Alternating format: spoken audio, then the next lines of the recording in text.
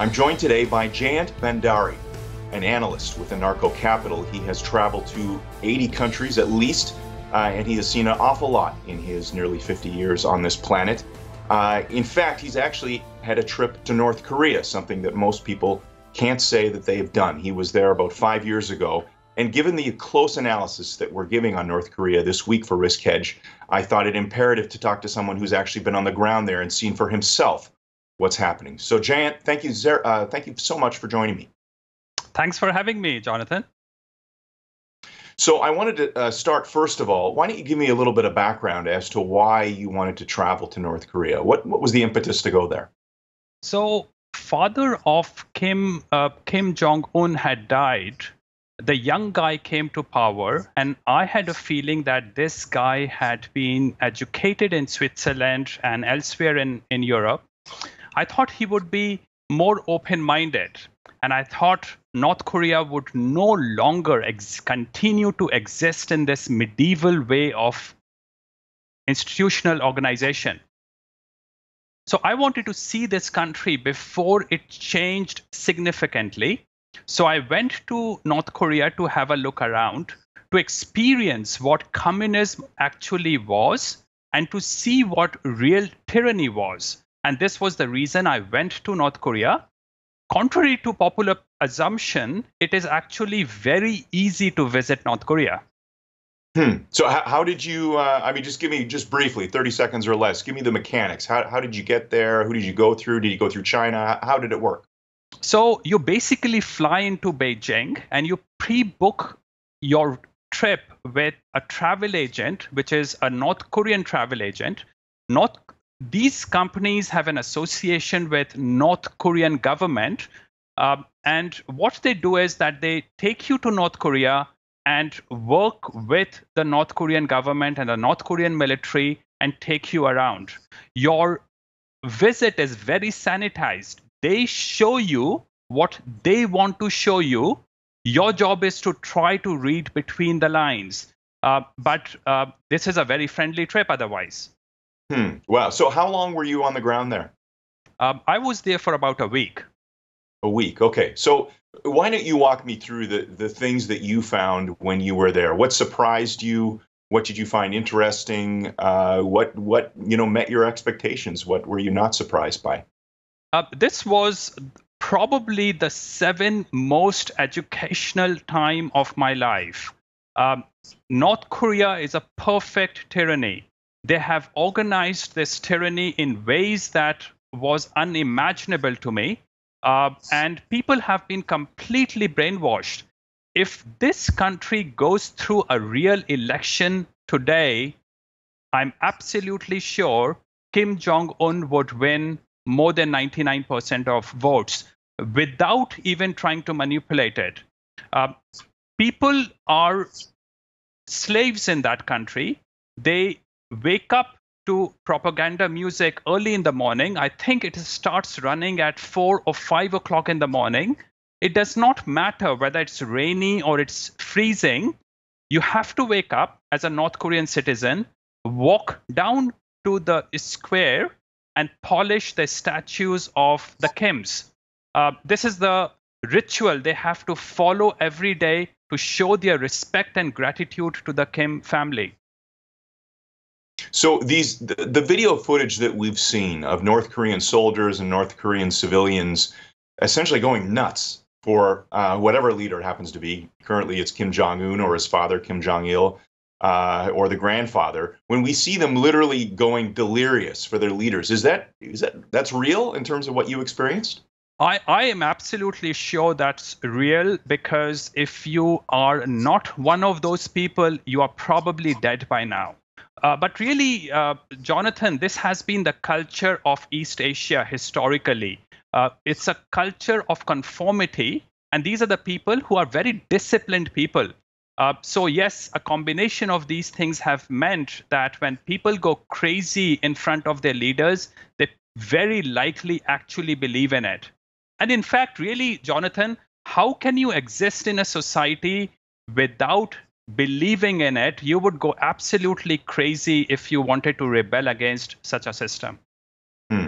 Okay, so give me some other examples. You and I talked briefly off camera about what you experienced. It sounds like there were a lot of odd things that you ran into that just seemed just strange by any measure. Well, you can go for kilometers within the capital city of Pyongyang, and you might not see any other vehicle. Uh, this is a completely empty city in terms of vehicular transportation. Um, you drive around the country and you see military walking from one place to another place. They might walk 100, 200 kilometers or even more. The trucks, military trucks, rotten military trucks are on the side of these roads all over with the army men trying to repair these trucks.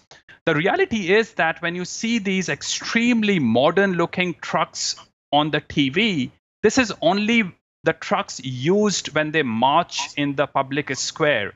The technology is extremely backward. And what they have clearly done is that just because soldiers are not very mobile, you really cannot have a coup in that country. A very well organized tyranny is something that kept coming up in my mind. When people go from one place to another, their ID cards are checked. I talked with several young people, particularly the air hostess or the people who were with me, and I tried to figure out in a very roundabout fashion how often and how much they have traveled around North Korea. And most of them haven't really been outside their city, probably not seen much outside their own limited area because ID card checks are everywhere. Your movement is extremely limited. Wow. So essentially, I mean, obviously by design, they've almost kept the populace uninformed about what's maybe just a few miles down the road from where they've grown up. Absolutely true. And on the top of the, let's say, fish shop, you don't see words written on the top of the fish shops. You have a fish on the top of the shop, which probably means that a lot of people cannot even read properly. And I think there is almost no doubt that the public has been so controlled that they are not given any option at all to have new ideas or think for themselves. They're only taught what they need to learn as a cog in this big machine. Now, you told me off camera, and you just briefly mentioned it here in our conversation now, that this was one of the most profound experiences of your life. What was it that made it so profound? Just trying to experience this kind of tyranny. Now, I grew up in India, Jonathan, and I have been to many African countries. I have seen a lot of the Middle East. The reality of those countries is that people are so indisciplined and chaotic that you cannot really impose a full tyranny in those countries because they are just chaotic people. In North Korea, given that people are disciplined people, they have managed to create a full tyranny in that country. You see that all the focus of the country is on fighting a war with the US and with South Korea. So everything is organized around it. Everything is organized around worshipping the Kims.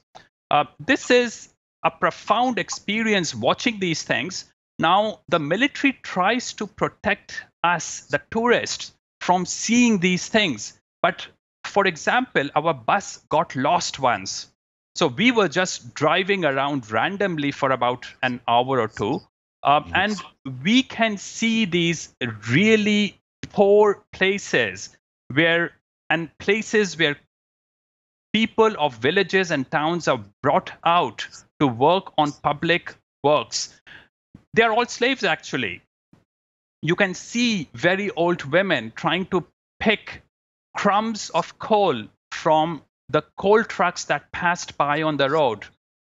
Extraordinarily poor country, but again, North Korea is nothing special. There are many very poor countries in the world. But just the tyranny and the organization of tyranny is mind-boggling. Remember, this is a very small country, and they are fighting a war with the world's biggest army, the USA. Mhm. Okay, well, you know what? I want to ask you about that in a moment. But first, I just want to focus in on something you just mentioned. You said that the people literally worship the Kim family. Give me some background and manifestation in terms of what you witnessed that really led you to believe that they are, in fact, worshiping these men. Every morning, as I said, 4 or 5 o'clock in the morning, I can't remember the exact time, the loudspeakers around the country start singing propaganda songs. These are very loud. The TV starts singing exactly the same songs. And you see people coming out of their houses to walk to the public square, what they need to do early in the morning as a slave dictated by the government. Now, this is a ritual that you see every morning. You go to these statues, and when we as tourists went to those statues, we were required to bow in front of the statues. Now, this was, of course, an agreed upon thing with the tourist agency. This is something that must be done. You talk with these people, and they are extremely respectful about the leaders. Again, the reality is that it's such a ruthless dictatorship that if there were anyone who really protested against the government, he would be killed right away. Hmm. Wow. Okay. So fast forwarding to what's happening here today, what's your perspective, having been there and having seen the situation on the ground? What sort of, I guess, a chance do you see the North Korea has if they get into some sort of military tango with the United States and South Korea? I have absolutely no doubt that a vast majority of North Koreans would happily die to protect their country and to protect their dictator. So there is a huge amount of resistance any invader would find trying to take over North Korea. You also see that there are spies and army installations all over the country. The At the border, it's an extremely well protected border. They have fenced the border. They have massive pieces of concrete, and they have created situations in which using which tanks actually cannot cross the border. It's a very well protected country. It will be extraordinarily hard for America to actually walk into the country. And if they destroy the dictatorship, the reality is that people are with the North Korean government. It's a very strange situation. And if you actually release these people from dictatorship, what will you do with these people? Because they will flood China and South Korea, and they are completely untrained and brainwashed people. This is 25 million people. Okay, so my final question for you is this. What message would you have to Americans as it appears that they're at least, I mean, obviously diplomatically, there's a serious crisis going on, but given the military pressure that seems to be building up around North Korea, what message would you have to Americans about what to expect? I struggle with this idea, Jonathan. I want America not to be interfering in the affairs of other people. These people should learn from their own problems what they should do. American existence in South Korea actually provides justification for North Korean dictator to continue to run a tyranny in that country, because he can now claim that he's fighting against a foreign occupier of South Korea. But at the same time, Jonathan, the reality is that without America, world would be an extremely chaotic place. So it's a very difficult situation for me as an outsider to decide whether America should get involved or not get involved. But I would be much happier if China were given an upper hand and a leadership position to deal with North Korea, because China would face more problems if things turned bad in North Korea. And China is a very disciplined country in many ways. It's very materialistic in many ways, and they're focused on economic growth. They don't want fanaticism. They don't necessarily want problems. And I think China is probably among the best places to have leadership in this situation. Become a Risk Hedge insider for free by visiting riskhedge.com. Each week, you'll receive vital analysis on today's geopolitical, financial, and social risks. Just visit riskhedge.com today to become a Risk Hedge insider.